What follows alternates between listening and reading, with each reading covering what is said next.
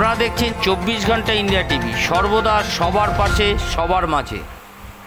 কোনো আলোচনা করা যাবে না।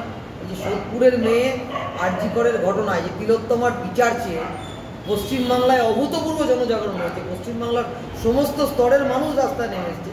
একজন মিউনিসিপ্যালিটির পৌরসভার শ্রমিক কর্মচারী সে হচ্ছে সেই প্রতিবাদে অংশগ্রহণ করতে পারবে না।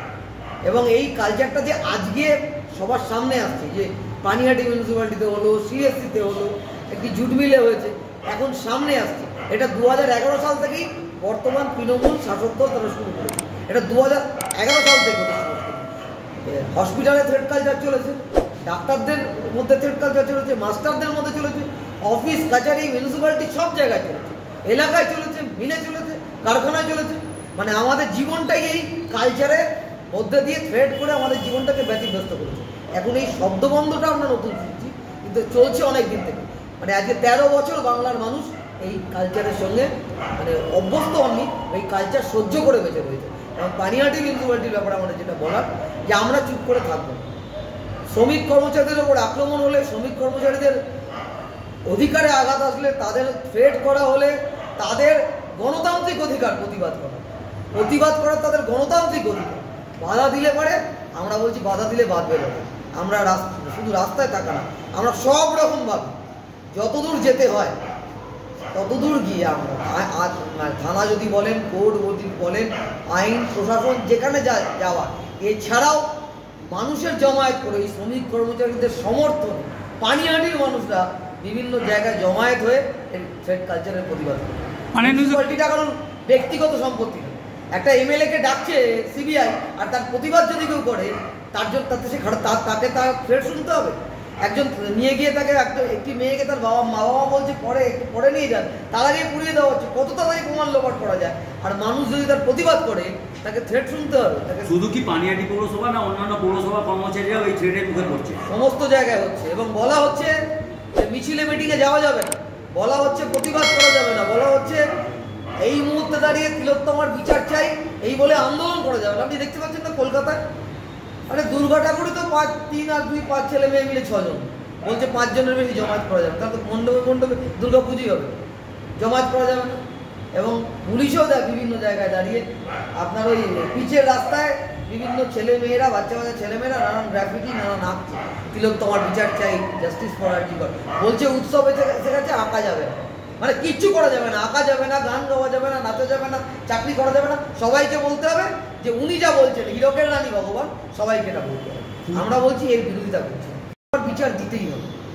এবং এই আন্দোলন, এই লড়াই, এই জনজাগরণ শুধু আমাদের পশ্চিমবাংলা না, ভারতবর্ষের বিভিন্ন প্রান্তে, পৃথিবীর বিভিন্ন প্রান্তে মানুষ তিলোত্তমার বিচার চেয়ে সরব হয়েছেন।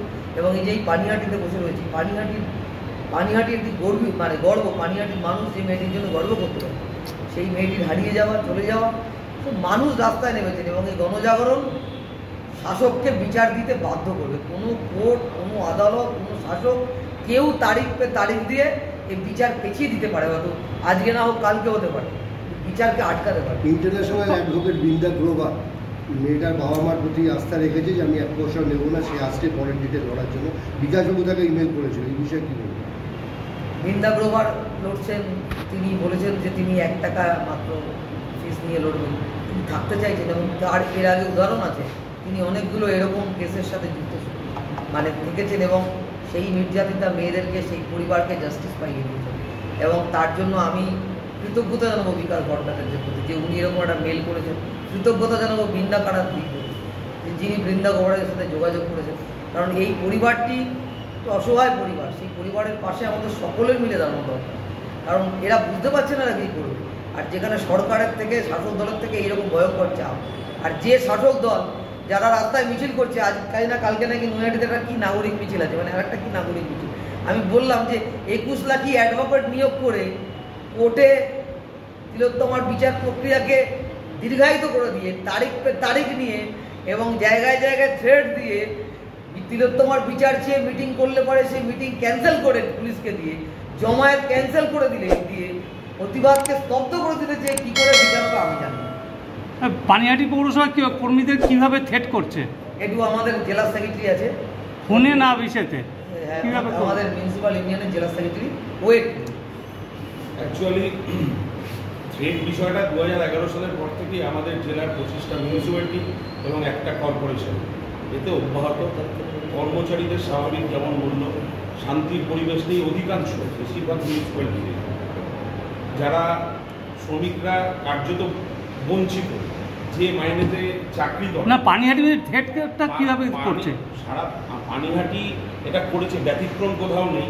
পানিহাটি এটা সামনে এসেছে, যে থ্রেড কালচার করেছে প্রথম দিন ডেকে নিয়ে গেছে ওপরে সিনিয়র যারা এমপ্লয়ি, তার মধ্যে ক্যাজুয়াল আছে, পার্মানেন্ট আছে, মহিলা দুজন, তাদের ওপরে ডেকে নিয়ে বলেছে যে দাদা খাদা বলি। এরপর এইসব কি ফেসবুকে একটা পোস্ট শেয়ার করেছিল যে করা যাবে না রিগার্ডিং তিলোত্তম।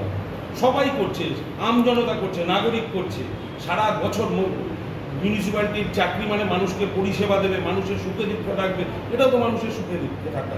তো মানুষের একটা অনেক অন্যায় অবিচার হলে পৌর শ্রমিক কর্মচারীরা তাতে অংশগ্রহণ করতে পারবে না। অদ্ভুত একটা পরিস্থিতির মধ্যে দিয়ে আমরা চলেছি, ফলে তাদের থ্রেট করে, তারা ডিসার্টেড হয় এবং তারপর বামফ্রন্টের পক্ষ থেকে একটা ডেপুটেশন দেওয়া হয় পৌরসভায়। 2-4 দিন ভালো ছিল, পরবর্তীকালে আপনারা শুনেছেন সিআইটি সম্পাদিকা বলেছেন আপনাদের সামনে, ঢুকে বলে যে কী করো কী করো, কোন রাজনীতি করো, কোন রাজনীতির সাথে যুক্ত, এসব করা যাবে না, এখানে চাকরি করতে গেলে কি এটা। এবং আমাদের ইউনিয়নের পক্ষ থেকে ডেপুটেশন দেওয়া হয়েছে চেয়ারম্যানকে, চেয়ারম্যান বলেছেন না এটা ঠিক হয়নি, এটা ঠিক হয়নি, যে এরকম কালচার হতে পারে না। তো আমরা ভাবছি যে আমরা বৃহত্তর আন্দোলনে যাব।